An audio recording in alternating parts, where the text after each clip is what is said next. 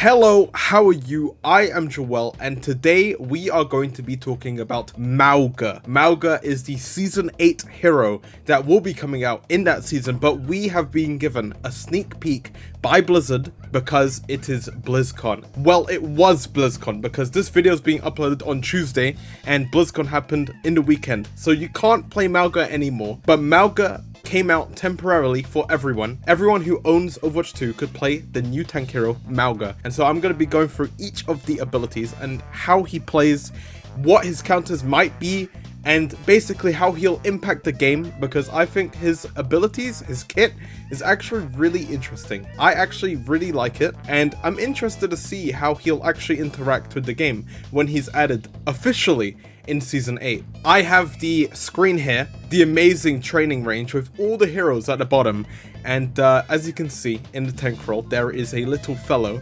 called Mauga, and he's a little fellow. He's just a little fellow. I'm actually gonna hide my face cam so you can see the Maugaisms in all its glory while I explain to you what basically Mauga is about. Now, I was gonna make this video about the support role, but Mauga came out like out of left field. I thought it was just gonna be revealed and then that's it, you know, you don't get to play him. But here he is, temporarily available.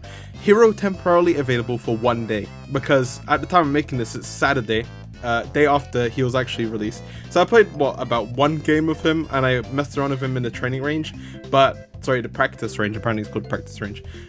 So yeah, also before we actually get started on Mauga, here he is, the lovely guy with the wink. Yeah, he's a bit insane. He is really buff though. He's actually extremely buff. There's a little lighting glitch. It's fun. That is really fun. Also, and speaking of glitches, there's also a glitch with Symmetra. Whenever you switch to Symmetra, you see how the background is blurry? If you swap to Symmetra, the background gets not blurry for like a split second. So look at that. Did you see that? It is so annoying. It is so annoying. She's the only hero that does this. She's actually the only hero, because if I swap from Bastion to Ashe, there's no glitch. There's no glitch. Well, there's a lighting glitch apparently, but there's no glitch. If I go from Soldier to Sombra, nothing. Sombra to Symmetra, there's the glitch. The glitch appears. I think it has something to do with the TP, the teleporter, but anyway. Mauga, the new hero. He is actually quite fun. I thought the heroes after Illari would be, I guess, underwhelming, but that's a lie. You know, that's not actually a lie, because he's actually pretty good. He doesn't have 500 health. This is just because of the practice range. He actually, in practice, has 650 health. I don't know what I'm talking about, but he has 650 health in game. He has 2 abilities. He has 2 guns. As you can see, I'm holding the 2 guns. He has a left click and a right click, and he has both. So, you know, really, really good to interact with. So you can shoot the Tracer, but if you shoot her enough, she becomes on fire, and then it's like Ashe Dynamite, but like for one person. He has his ultimate, but we'll get to that later. If I click this, then they're on fire. If I then click this with this gun, you can see that it crits them. So normally it doesn't crit. If I light them up, well, I'll do it without actually hitting them. I'll do it like this. There you go. If I hit that, you can see the crits. So the right gun, I think that's Cha-Cha. Cha-Cha basically crits them, but you probably already noticed because you probably already played them. Well, the fun thing about Mauga basically is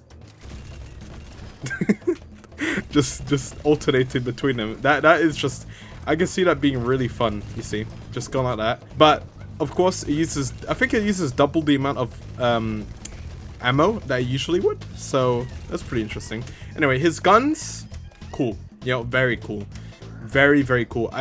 You know, he's gonna be able to burst a Reinhardt. He actually might be able to completely outclass a Reinhardt, and I'm kind of scared of that because I like playing Reinhardt.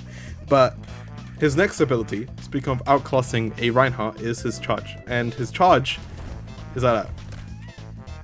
Yeah, it's like that. It doesn't connect with people like a Reinhardt. You can't pin them. But the thing you can do with Mauga is you can turn, and then you can jump, and then you can slam, and then bam, like that. So yeah, the thing with this though is if you're like directly on top of someone, you see that it stuns them. It knocks them down like a brick bash, like the old Brig Bash at least, and it just like knocks them down. They can't play the game, etc, etc. How fast does it burst his shield? How much is this shield even? I don't even know. But bursts it pretty fast. His E ability, interesting. It's like a Junker Queen's Shout mixed with a Brigand Spire kind of thing. It's an E where if you damage people, you heal. You can see it's affecting them, but they're not damaging, so they're not going to get the heals. So it's only if your teammates or you damage people that you heal. So it's a good sustainability. I think that's like more of a mid-fight thing when, you know, you're getting about half health, you use it, you pop it, and then you start bursting people when you're inside them. Like, charges the initiator or the escape tool. It's a good escape actually, because say you're walking and you slowly walk in to them, say that's the enemy, you walk in like this, you're like going like this, I'm gonna kill you, and then like this, and then, oh, I have to leave, okay, let's leave, bam, and then you're gone.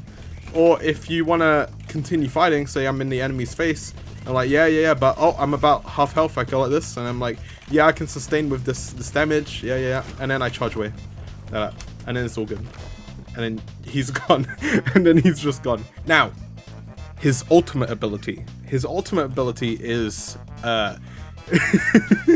it's very toxic, extremely toxic, because say you want to just charge into someone, you go right to their face, and then you press Q. What happens? Well, there's a ring around, and you can't escape the ring. I can't escape the ring because I'm chained. This guy just walked into it, now he's chained. He can't leave. And during that duration, you might have noticed... Oh, let me get the ultimate again. Let me just charge over here. So with this, if I press Q, look at my ammo. Look at my ammo. It's infinite. I have infinite ammo. And I can shoot outside the shield, which is a bit crazy because obviously the enemies aren't able to shoot beyond my shield unless they break it, which you can break it. It has pretty good health. They can't shoot outside the shield. I can shoot outside the shield. We both can't escape. But the thing is, you can't really tell this with the practice range, but if you're trapped in the cage fight and say you have movement abilities like a Doomfist, for example, you can't use your Seismic Slam and you can't use your punch because you're trapped. So the only thing you can do is block, which is pretty useless against a Mauga, because what are you going to do with an empowered punch? You can't use your empowered punch in the cage fight. You have to destroy the shield, and Doomfist doesn't have good shield destroying potential. So yeah, if we're going to talk about the meta, well, Mauga pairs well with a Kiriko, obviously, because, well, Mauga pairs well with the Kiriko. This is just how it is, because Mauga's main counter appears to be the Ana, because Mauga heals, and Mauga relies on being sustained through his damage. He has a lot of damage, so of course he's going to be reliant on the damage, right? So if you have an Ana on the enemy team, you need that Kiriko. You need that Kiriko to cleanse. Now, funnily enough, I don't know if this is going to change over the course of the season, but Roadhog is actually not that bad against Mauga. I might be crazy, because Mauga has such a huge hitbox that if you're right up close, like with the hook, if you hook the Mauga in, obviously the Mauga can just go like this and burn you down. But you have your heal, and you have your shotgun. Look how big the Mauga is. Look how big he is. If I just go like this, you're dead. You're dead. And say I don't even get the headshots in, I just got this. Well, I'm still getting the headshots because his head hitbox is actually huge. Mauga versus a Roadhog is an interesting idea. Because say he's charging, I don't know, actually, can you hook a Mauga while he's charging? I assume not, but if you go like this and then just bam, dead. Yep. And then you could just heal through it, heal through his damage, attack him. And then the big thing, of course, is you see how you're in a cage fight? Well, Roadhog doesn't have any movement abilities, so he's not a mobile guy, so he can still use his abilities. Plus, if a Roadhog has his ult, he can destroy the shield both from outside the cage fight and from within, because it's a shield. It has 1,500 health, and a Roadhog will so easily be able to destroy that, so easily. So as a Mauga, I actually might be scared of a Roadhog. We'll see what happens when Roadhog gets his rework, but Roadhog might actually be a decent counter against Mauga, which is interesting. I mean, Ana of course is going to be good against both of them, so you might see a rise of Ana in the meta. But yeah, that's basically it for now. Like, I'll have to think more about the other counters, but from my first playing of Mauga, he actually seems pretty fun. I have to say, in terms of how fun he is, they nailed how fun he is, because his shotguns, or I mean his machine guns, they're insane. They're really fun to use. And the idea of alternating between the two or using both of them, you could just see that. That is insane. It's actually insane. Yeah, Mauga's gonna be wait, can you? I have a question actually. What happens if I charge the Mauga and then place my ult? This. wait. Okay, if you lose line of sight, you get freed of it. Oh, okay. So if you lose line of sight to the chain, you actually are freed of it. Wait, that's interesting. Hold on. I have to continue Fury Crafting. So if I use the cage here, and I go here, can I disconnect it? No.